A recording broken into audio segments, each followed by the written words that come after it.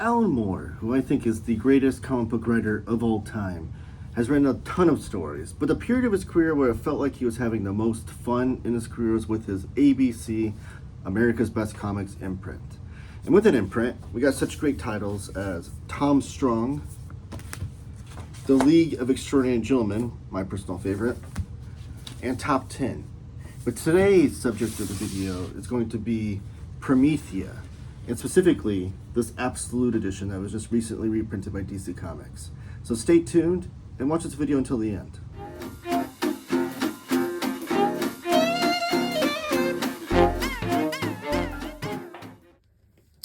And we're back. My name is Taylor. This is Taylor Talks Comics. Thank you for joining me. Please give the video a thumbs up, comment down below with your thoughts throughout the duration of the video, and subscribe if you haven't already. Hit that bell notification icon so you don't miss any videos that I post on my channel. All those things go a long way in helping my channel succeed, as it helps the YouTube algorithm put my videos in front of other comic book fans' eyeballs that might not know my channel exists. Alright, so today we're talking about Absolute Promethea. Now, the ABC line of comics that Alan Moore had with Wildstorm back in the day, started off with Wildstorm, was amazing. It's truly one of my favorite periods of Alan Moore's work. Maybe my favorite period, I don't know. The 80s and 90s is pretty strong, but, or 80s and early 90s, but this truly felt like the most fun that Alan Moore is having as a writer. Truly showing that he loves the medium of comics, something that I feel is largely missed in his analysis. I think people talk about how much he hates comics, and I don't feel like that to be true, but that's another topic for another day. Promethea was truly one of his most ambitious works. And the thing I love most about all the top 10 work, all the top 10 comics line is how different they all truly feel. They all had like their own style to them based on the artists, like Chris Sprouse doing Tom Strong, Kevin O'Neill on League of Extraordinary Gentlemen, Gene Hahn, Xander Cannon on Top 10. But J.H. Williams' work on Promethea was absolutely amazing, truly, truly ambitious. And we can see that right off the bat with the slipcase here, which is this shiny gold artwork here from J.H. Williams. The spine of the slipcase very much looks similar.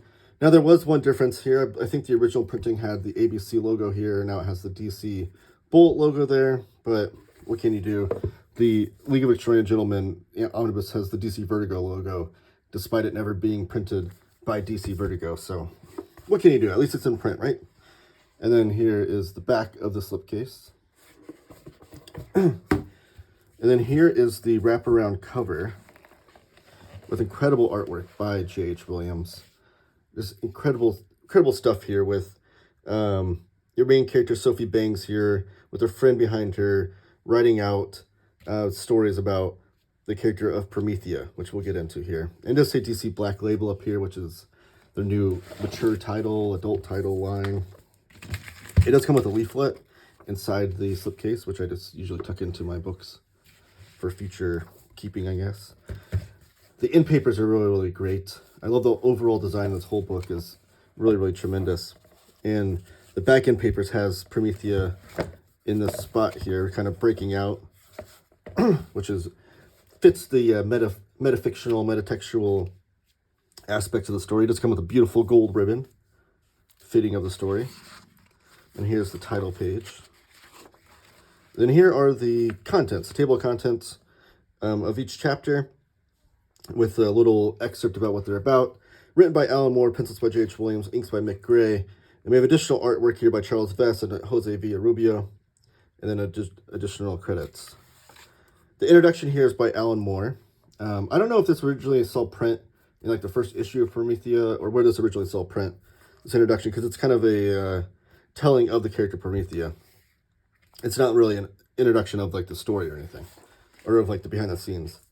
And here's our first cover. And all the covers of Promethea, all the covers, I think, a period of America's Best Comics were tremendous. I think they all had like the overall package of a great comic book, and all can be really, really well read within its own singular issue, which is great. And then I don't know if this was like a alternate cover, like if they had a variant cover, or what happened here. maybe this was the actual... I don't know. Let me know in the comments if you know the story behind that. So we start the story off in Alexandria 411. So it's very much an older tale. And then right away, after 2 pages, we get the scene set here of what we're looking at. The year is 1999, but it's definitely a more... it kind of like Watchmen, how Watchmen took place in the mid-'80s, but it was like a futuristic version of the 80s. It wasn't, even though that story's coming out at the same time that the story is being released, same thing with here, this is being released in the late 90s. The world itself is a lot different, and you'll find out why and things. One of the there's all kinds of Easter eggs and in joke type of storytelling bits throughout here that you'll find and pay attention to and see them keep popping up. One of my favorites is the Weeping Gorilla comics. It's like the main, like, you know, in like Watchmen, when the main comics everyone is reading were pirate comics.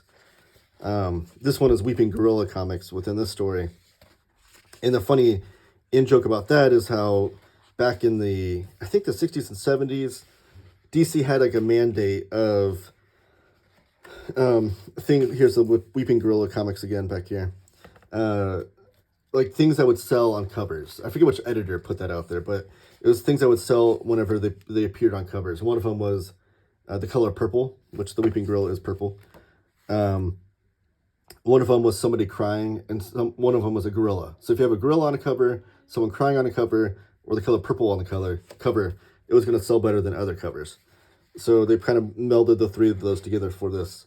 And that was before this was actually a DC comic, because Alan Moore, he left Awesome Comics with Rob Liefeld, where the original idea for Promethea was starting off as a reboot of the character Glory. And then he had a pitch to Rob Liefeld to reboot Prophet, which eventually, I guess, was kind of reworked into being Tom Strong, which would have been interesting to see. Like, I'm glad that we saw the Glory kind of come fruition. Obviously, it changed a lot of things about the character and what happened with it.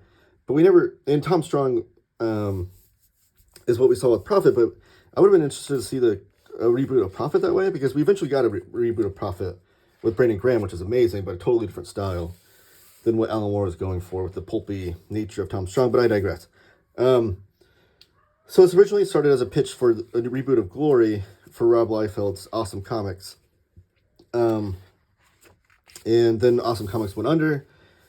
Then Scott Dunbier and Jim Lee brought Alan Moore over to Wildstorm to have his own imprint called America's Best Comics. Now, the reason why they eventually Jim Lee sold Wildstorm to DC Comics, and much to the chagrin of Alan Moore, because Alan Moore vowed to never work for DC Comics again, but now he's working for an imprint of a publishing company that got sold to DC, and now he's working for DC again.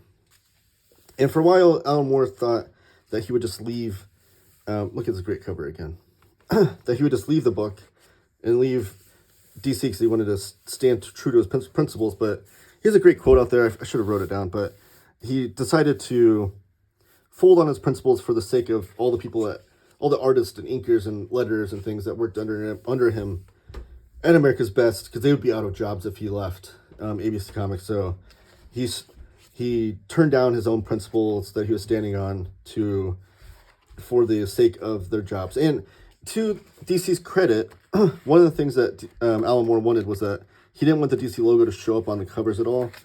So you can't tell this is a DC comic by any means. They're basically just distributing the comic, and there's no indication this is a DC comic. Now there obviously is with the DC Black Label and the DC Vertigo I showed you on that one and all that stuff. But at least when these issues were coming out, they were upholding to Alan Moore's requests. Now, the story of Promethea. That's all the behind-the-scenes stuff. As I'm flipping through this, you can see the incredible 2-page spreads and layouts by J.H. Williams. Truly, here's a Weeping Gorilla. Truly such an ambitious, from an art standpoint, piece of work. I can't imagine working out the compositions for all these pages and how incredible it was for J.H. Williams to be able to stretch his muscles that way, his artistic muscles. Another great cover. Some of them just border on, like the borders of the spreads are different, and it's kind of I'll try to find an example. Like this one isn't too different than your typical Well, that one's pretty different. They're all different layouts. What am I talking about? Like this one's kind of like your widescreen layout. So like it just has a border around it, but it all matches. Like it's all an overall design package from J.H. Williams that is just absolutely incredible. This to me is like Alan Moore getting kind of melding his Swamp Thing run as far as like letting his artists do whatever they wanted with the layouts and things, and truly getting the most out of the artist. A lot of things that we saw with Stephen Bissett and Rick Veitch and John Tuttleben do with Swamp Thing, we're seeing J.H. Williams kind of not in the same style. Like I don't want to say like J.H. Williams was copying off him, but like just like the creativity and the openness to these. I'd love to read some scripts from Promethea because I love a good Alan Moore script. Alan Moore scripts typically, like the Watchmen scripts, that was a 9-panel grid, and each panel would have like a whole page of script dedicated to it, talking about all the little Easter eggs and things and themes and whatnot. His scripts read as a conversation to the artist. So they're really fascinating to read. And he always kind of ends them with like a quip about, or if you have a better idea, do whatever you want. And so like some people view Alan Moore scripts as like constrictive because it's like there's so much detail that he packs in there. What can the artist even do? And but he does allow a lot of creativity within that. And I think that's one of the things that goes missing. But back to the story. I keep telling behind the scenes stuff. Promethea is a character through fiction, like within the story. She's a fictional character that has lived on for hundreds and hundreds of years. Most notably in the pulps and in the comic books and movies and TV and things. And every different version of Promethea lives on. And this is not untoo different than what we see with like, even like, we have a Superman movie coming out this week.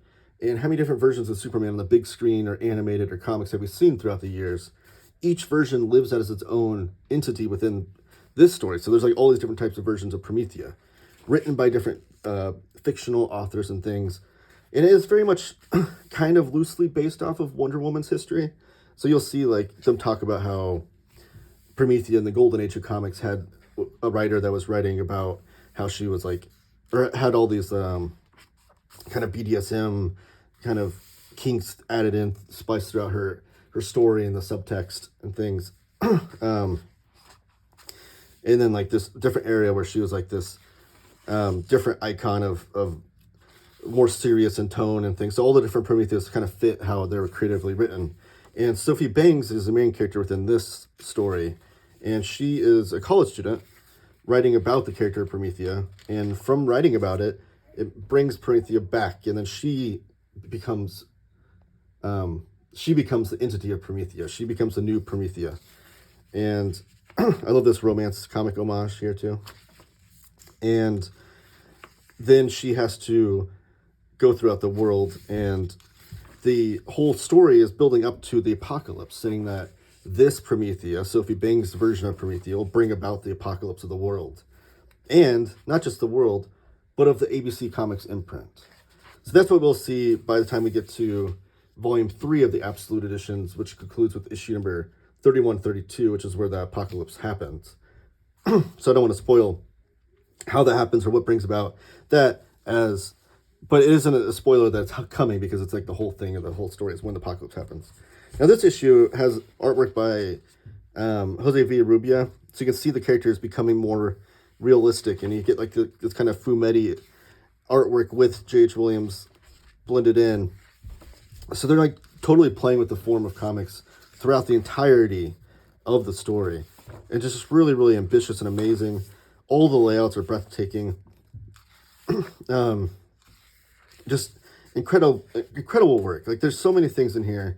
And I talk about how like magnum opus, the word magnum opus, to me is when an artist compiles all of the different styles and eras of their own career and compiles them together to make one truly great work. And this kind of feels like that to me. I don't know what Alan Moore's magnum opus would be. I feel like you had a few of them, if that's even a possibility. But this might be it. Because I see things throughout here that are informed by what he learned from as a writer doing Watchmen, and as a writer doing Swamp Thing, and as a writer doing, even working concurrently with the other pulp-inspired ABC comics. Like there's so many things throughout here that I feel like inform that. I love this 2-page spread here, like Where the Wild Things Are, Cat in the Hat, Alice in Wonderland. So many great things in here. I love this, the Sgt. Pepper's homage there. And as far as back matter goes in this absolute, I don't think there's much at all. No, we just get a afterword by Brad Meltzer. And his afterward's pretty kind of in line with what I feel like. It says, I don't love fantasy as a genre. And then talks about how Promethea was more than that to him. It wasn't just more, because it is a fantasy genre inspired tale, but fantasy is not my favorite genre as far as like sword and sorcery, elves and orcs kind of thing.